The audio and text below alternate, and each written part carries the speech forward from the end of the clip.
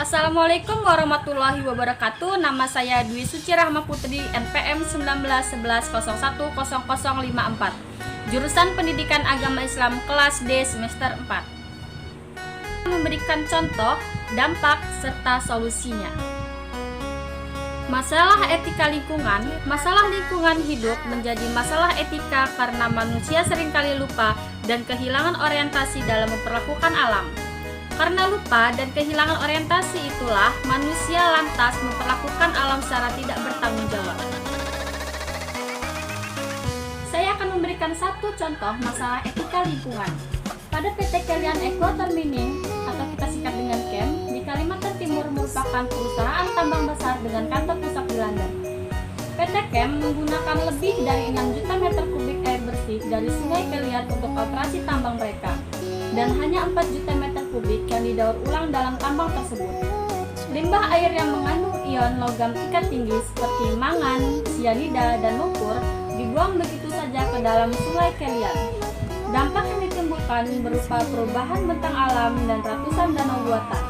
Implikasinya, puluhan perkampungan kehilangan akses tanah adat mereka yang kemudian terjadilah banjir, serta masyarakat sekitar pun berhubungan langsung dengan limbah racun yang setiap saat menjadi ancaman pula bagi flora dan fauna. Dampak pencemaran sungai yang pertama, menurunkan kadar oksigen. Air tentunya mengandung kadar oksigen dan ini bisa berkurang saat ada komponen lain yang masuk. Jika kadar oksigen di dalam air berkurang, maka kualitas air pun bisa dikatakan buruk. Yang kedua, merusak ekosistem.